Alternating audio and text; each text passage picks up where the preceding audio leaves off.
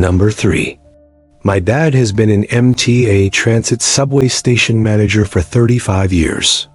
With this job, there has to be a manager on duty at all times, so he's practically done every single possible shift throughout his career.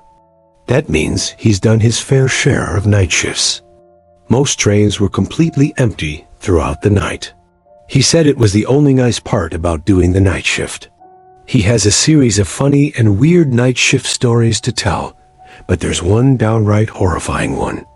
My dad had just boarded the train to move to his office at another station. He was alone when he got on, which was at about 3 o'clock in the morning.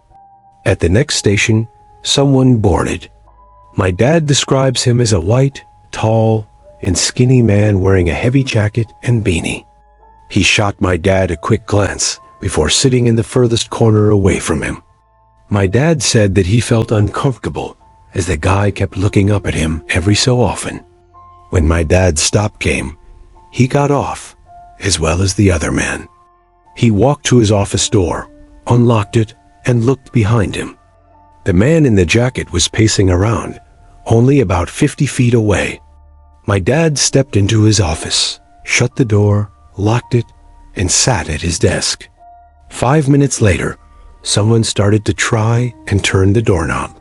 After the person on the other side of the door realized it was locked, they started to knock softly.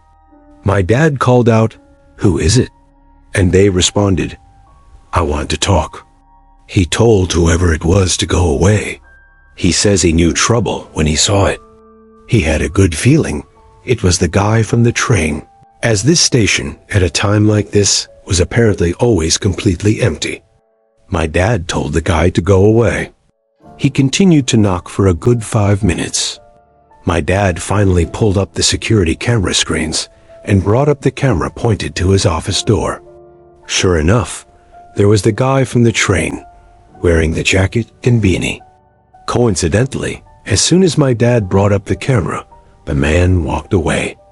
So my dad did whatever his work consisted of for about half an hour in that office before leaving to catch the next train. He checked the camera to make sure that the weird guy wasn't out there. He locked up and walked down the stairs to the train platform, where he got on the train right away. Looking out the window, he saw the guy from before walking down the stairs to the platform and then stepping on the train into the same car as my dad. He sat down on the opposite side, a few seats to the right. My dad tried to look away and pretend not to notice him, but he knew the guy was staring at him. He, at one point, gave in and stared back, giving a slight nod and smile, and some sort of truce attempt before looking away again. The man stared at my dad the whole ride to the next station, but my dad never looked back at him once after the first time. Now you may be asking, why didn't he try to forcibly get the guy to back off? Well, despite my dad's intimidating size, he's always been a complete teddy bear, no bark and no bite. Plus, he says he fears that that guy was armed and that one small motion could lead to death. When the train stopped at the station, my dad practically ran all the way back up to the streets, constantly glancing over his shoulder, and yes, the man from the train was following him. My dad had to find the first public building still open to try and escape. He found a Wendy's that was open and stepped inside. He sat and watched as the guy following him walked up to the window, stopped, and stared my dad down through the glass for about 10 seconds before turning around and walking across the street and then down the sidewalks. My dad said he ate, waited a little longer, then left the Wendy's to get to his third and final station for the night. The scariest part, when my dad was in his third office, as he was checking the security cameras out of the paranoia of the situation, he caught the guy from the train pacing around the outside, only about 30 feet from his office. He then stopped, looked up at the camera, and according to my dad, literally froze and stared for no less than a minute. When he finally lowered his head, he walked away out of the station to never be seen by my dad again. My dad doesn't know if he was followed after leaving the Wendy's, but that would only make sense. The guy was clearly disturbed, possibly homeless and/or dangerous, and who knows what he actually wanted with my dad. Number 2. Me and my 3 friends were in New York around Christmas time. We didn't finally decide to leave until about maybe 2 o'clock in the morning. We got on the first train that we could catch, and as expected, it was empty. We were pretty sobered up by then. Then there was a sudden commotion in the next car over. We had peeked through the glass in between the cars, and there were 2 hooded men, or maybe teenagers, standing obnoxiously close to a woman sitting in one of the seats, who was screaming for help. Help. I suggested that we go over and kick their asses, but as me and a buddy got a closer look, we saw they were armed with handguns. I pushed all my friends to get to the next car over away from the armed men. I took a look back and saw one of the men pointing at us before starting to follow. We ran through at least 3 different cars, with the men following us before the train finally stopped at the next station. We all booked it through the old station to the nearest place we could hide. I got separated from my friends, so I went to hide behind a garbage can. I could hear my chaser's shoes hitting the tiled floors, so I knew I had no time to find a better hiding spot. I peeked through the opening at the top of the bin. I could get a better look at them now. One was black, the other was Indian, and they were both really young looking. I was sure they were only trying to rob us until I heard one of them say, "If you find them, kill them." I hope you understand why I almost gave away my position in reaction to hearing this, with a gasp and almost pulling the garbage bin down with me as I returned to cover. I considered it a miracle neither of them caught me. They left the area. I took notice that they didn't have their guns drawn at that moment.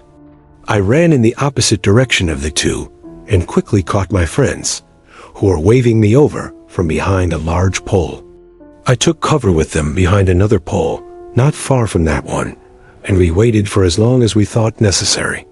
The big shock to this story, though, was when we caught a glimpse of the woman from the train, who we thought was being threatened by the 2 men, walking over in the direction of the men, and then calling something along the lines of, "Where are they? Don't tell me you didn't get them." The 2 men reappeared from beyond a corner, walking over to the woman. The rest of what they said was too low to pick up on. They walked back down the stairs to the platforms, and as we could guess, waited for another train to run their trap again. At the very least, we called the police and reported what was going on, but I have no idea if they were ever caught. Number 1, my name is Danny. I'm 22 years old, and this was the most horrifying experience of my life. I live and work in New York City, but I don't have a car, so my main mode of transportation is the subway. It was a Saturday night. I was on my way home from a party in the middle of the night. I did this about every other weekend, so I was completely fine with taking the subway alone at night. Walking down the steps, entering the underground without a soul in sight, it was always a bit chilling. This specific station was very tightly spaced. As I was walking, I could almost feel as if I were being watched or followed, along with the occasional echoing bang-type sound emitting from an unknown location. I was early for the train, so I sat on a bench and waited. This is something straight out of a horror movie. I heard this exact phrase, "Over here, buddy." There was somebody standing on the tracks inside the tunnel, poking his head out and looking at me. It was a filthy-looking man, I'd say in his early 40s. He gave me a smile, a horrible yellow smile with at least 3 teeth missing, and I could tell that even from where I was sitting. I did the best I could to pay no attention to him, but he wouldn't go away. There was laughing coming from inside the tunnel, and then another disgusting-looking man stuck his face out as well. This man gave me a nasty smile as well, before telling me to come hang out with them in the tunnel. The way they stared at me, though, their eyes wouldn't even move. It's as if their sight was locked onto me. I resumed doing the best I could to ignore them and just wait for the train. I noticed in my peripheral vision that one of the men moved away into the tunnel, returning moments later with another face. I had to look again. There was a third face, but this one was hunched over and lifeless. It looked like one of the men was holding the guy's face up. The sound of the train approaching felt like 1,000 pounds off my shoulders. I got up, ready to board the train, but when I got closer to the edge of the platform, I nearly threw up at the sight. The two men were going back into the tunnel, but the second man in the back was holding something in his hand. A head, just a head, like a decapitated head. They disappeared from sight onto the side of the tunnel as the train stopped. I got into the first car, planning on warning the conductor, but no later than after we left the station. I didn't want to be there a second longer. As the train began to move, I saw legs moving down the stairs to the platform, but that was it. I didn't get to see who it was, but what I did get to see, as the train moved into the tunnels, I caught a glimpse of a group of men hunched up against the railing, inches away from the train window, and they were all looking right at me. I knocked on the conductor's door like a madman, screaming it was an emergency. He opened up, and I explained what I just saw. He radioed to somebody in charge of the station, as well as another higher-up of the company, who I'm sure took care of it or contacted the proper authorities or security, whatever. It seemed to take ages for my stop to come, but when it did, I practically had to hop in my walk from relief. I have since been to one party at the same friend's house, but I skipped that station. I decided it was worth it to take the extra long walk to the next station. I don't know if weird shit happens often in the subway at night. In my experience prior to this incident, it never did. But after this experience, I think I should say you should be extremely cautious when in an isolated place like a subway station late at night.